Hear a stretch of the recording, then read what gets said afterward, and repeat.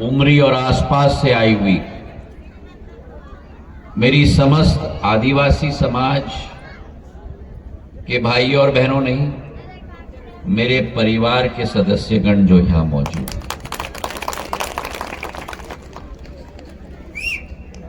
मेरे साथ बोलो, भगवान बिरसा मुंडा की जय। भगवान बिरसा मुंडा की जय।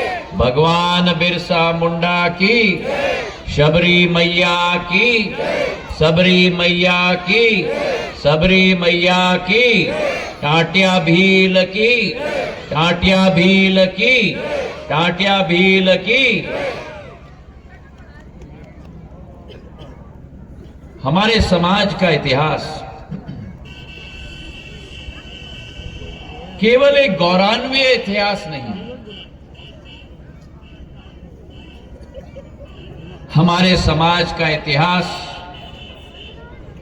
केवल एक प्रतिष्ठित इतिहास नहीं,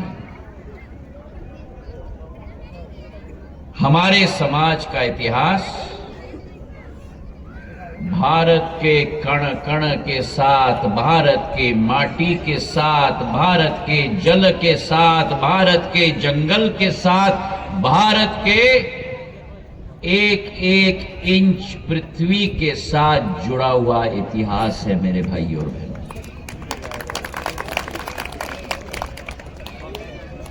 मेरा आदिवासी समाज जब पर्यावरण का संरक्षण की बात हो, मां भारती की संस्कृति, मां भारती की संस्कार का संरक्षण की बात हो, या भारत की एकता और अखंडता की बात हो, अगर कोई समाज इस देश में प्रखर रूप से पहले पंक्ति में आया है तो वो मेरा आदिवासी समाज है मेरे भाई और बहनों। और आज अतिशयोक्ति नहीं है, लेकिन मैं अगर कहूं कि आज विश्व भर में जो जलवायु परिवर्तन आ रहा है, पर्यावरण अपना जवाब मानव जाति को दे रहा है। अगर विश्व की जनता ने आदिवासी समाज की विचारधारा, उनके नियम, कायदे, कानून के आधार पर अपना जीवन व्यतीत किया होता तो आज ये जलवायु परिवर्तन की नौबत नहीं आती विश्व में।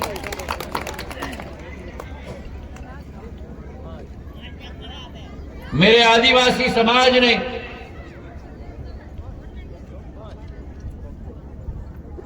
एक कोमल समाज है, एक सुशील समाज है, कभी छाती तानकर मांग नहीं करता, कोमल है,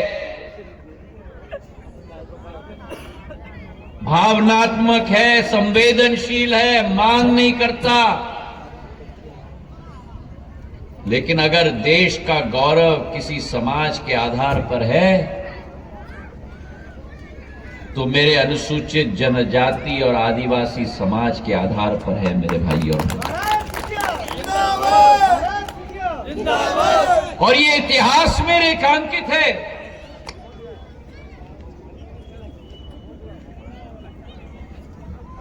भगवान बिरसा मुंडा, जिन्होंने दशकों तक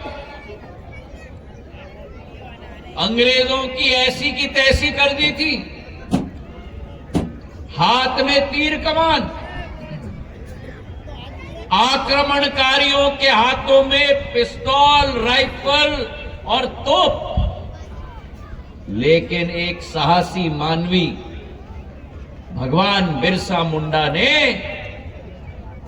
केवल सामना नहीं किया, लेकिन उनको पराजित करके छोड़ दिया।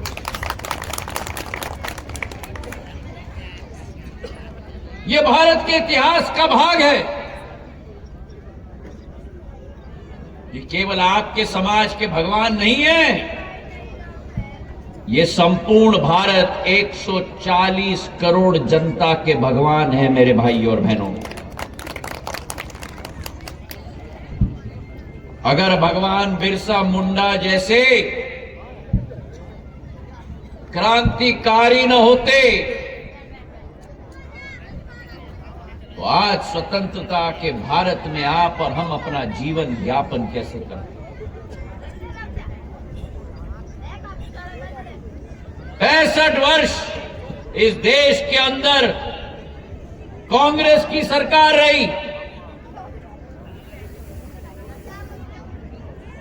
एक आदिवासी नेता का सम्मान नहीं किया, एक आदिवासी नेता को मान नहीं दिया।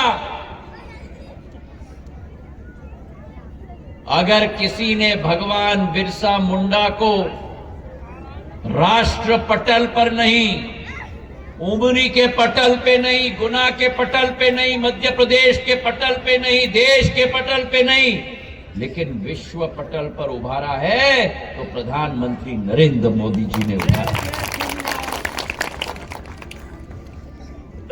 जनजातीय गौरव दिवस, उनकी जयंती के दिवस पर मनाया जाता है नवंबर के माह में,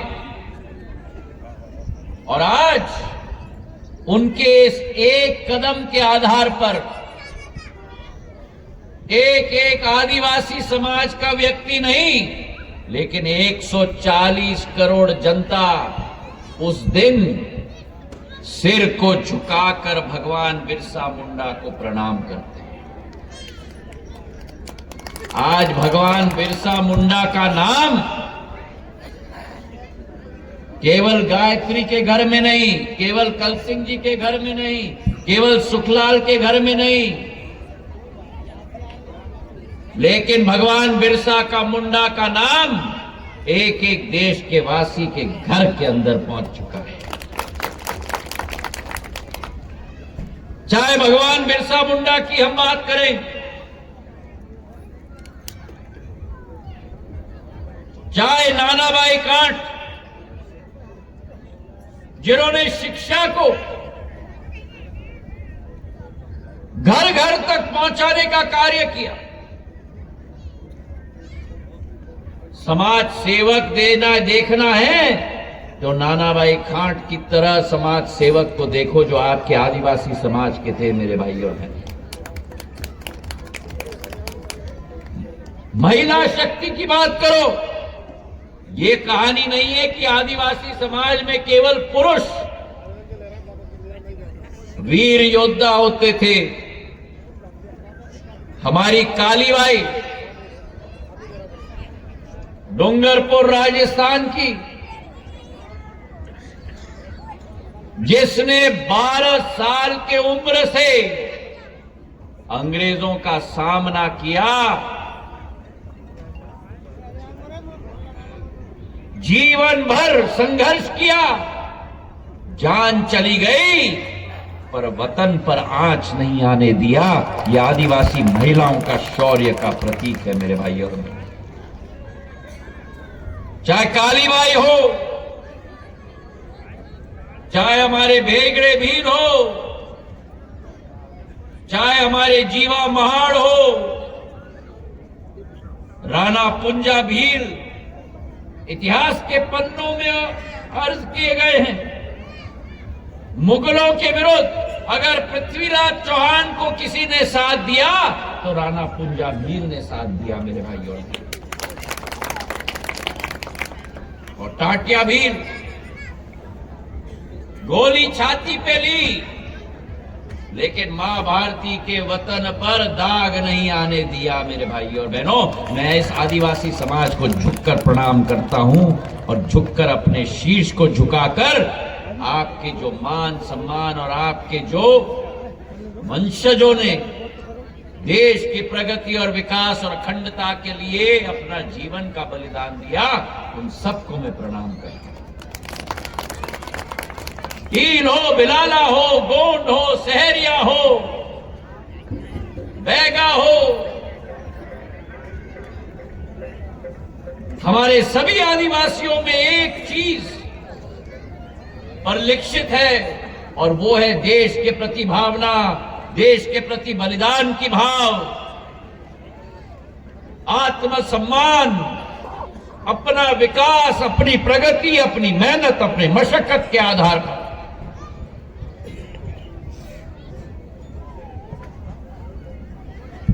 और आज उसी को देखते हुए देश का पहला प्रधानमंत्री जिन्होंने आदिवासी समाज को आगे बढ़ाने का कार्य किया, ये भारतीय जनता पार्टी है, जिसकी सरकार में देश की राष्ट्रपति एक महिला आदिवासी परम आदरणीय श्रीमती द्रौपदी मुर्मू बन चुकी हैं। मेरे भाई और बहन, कांग्रेस ये कभी ना करती।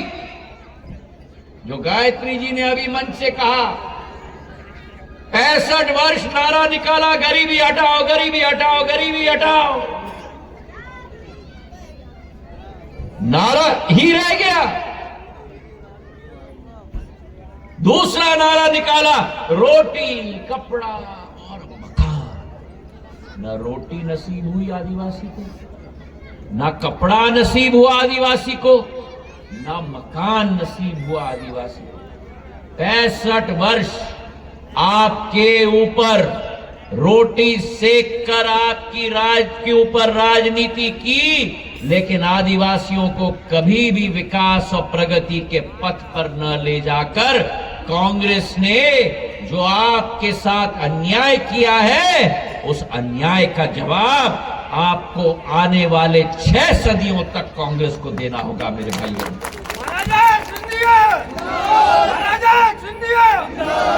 ये प्रधानमंत्री नरेंद्र मोदी और भारतीय जनता पार्टी हो सकती है